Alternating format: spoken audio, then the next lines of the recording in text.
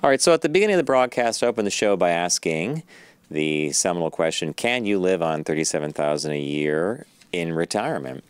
And the answer is yes, if you're not in the United States.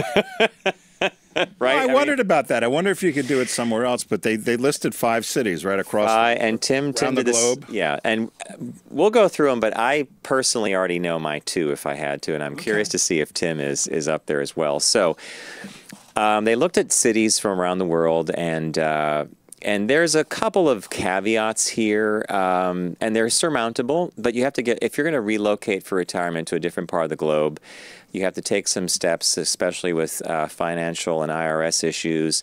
English as a language, if that's your primary language in your country that it's not, there's usually a lot of people do speak English, so that might not be a big thing.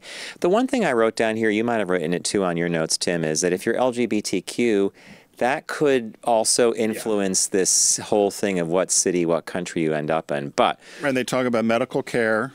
Sometimes it's better than the U.S. Well, most times it is.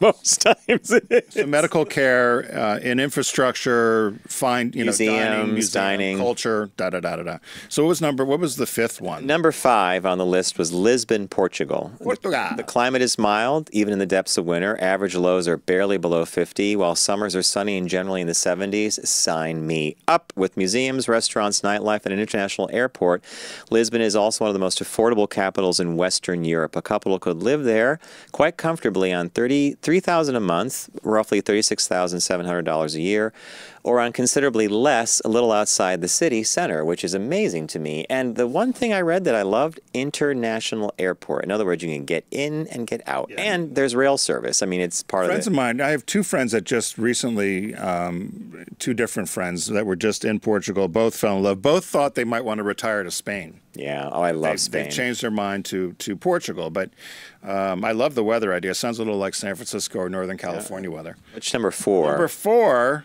was Hanoi, Vietnam, and which was interesting to me because as I read, it says it does have 4 seasons, so the hot summers. But I don't know, everything I've seen about Vietnam is muggy. Yeah, very wet, especially in the summertime. But I just typed a big wow next to it. It says it has the lowest cost of living of any major city in Southeast Asia.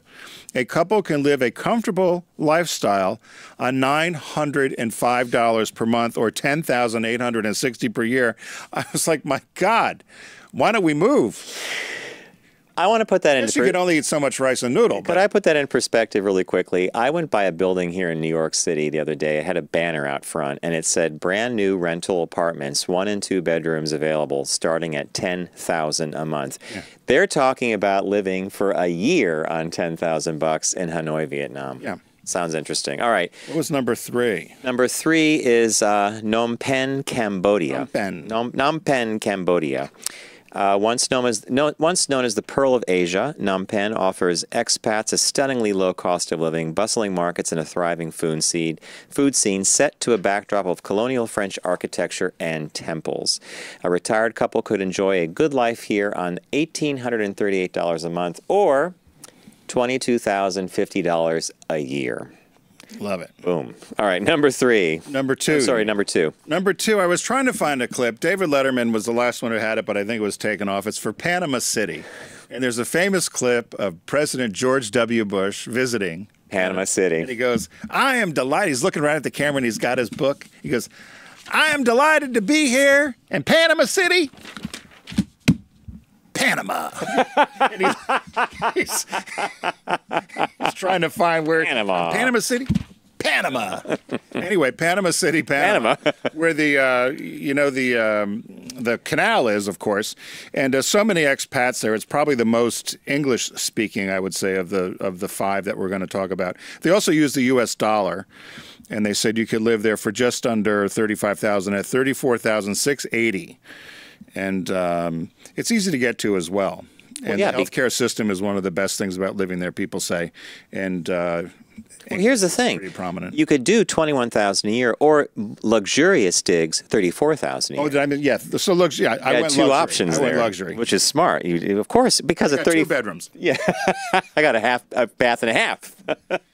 And the number one, Mr. Nash. I believe I'm going to pronounce it Quito, Ecuador. Quito, Ecuador. The first UNESCO World Heritage Site, has the best preserved historical center in all of Latin America, according to the statins.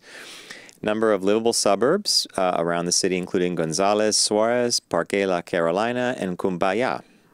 Cumbaya. Kumbaya. Museums, great architecture. Monthly costs run from $1,600 to $1,800. Yearly total to live in Quito, Ecuador, $19,000 to $22,000. In fact, you'd be hard pressed to spend $37,000 a year there. So, now I know people that have been there, and now you know how he sets this up. When Tim says that, when he goes, now I know people who have been there. It looks nice and it looks wonderful, and it was I think they ranked it as the number one as we looked. But my last two friends, last friend that went there and knows somebody from there, had to have an armed guard with him the whole time. Pretty rough. Pretty rough if you want to wander around town. So can you guess the two that I picked? I know what you picked. I suspect they're the... I know exactly what you picked. Go ahead. You picked Lisbon, Portugal, Ding, and ding, you picked ding. Panama City. Those are the two I would consider. Those are the That's only... where I'm going, too. Those are the only two I would consider. Why? Well, for starters, Lisbon is connected to Spain and all of Europe, and there's a big airport Easy to there. get to. Easy to get to. Panama City is part of the North American thing. Again, easy to get to back and forth, right? And English. And English And speaking. uses U.S. currency.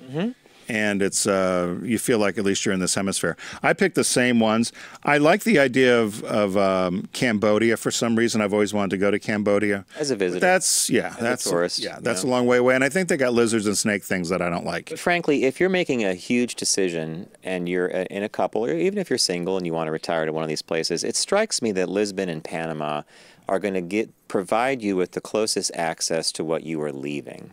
So if you're leaving, like, let's say you're in your mid-70s, you're like, what a great kind of change of life thing, too. I actually thought of this as, I'm serious, I think I would definitely consider Lisbon, only because I love cycling, and I love cycling in Spain. I've had some of the nicest experiences there.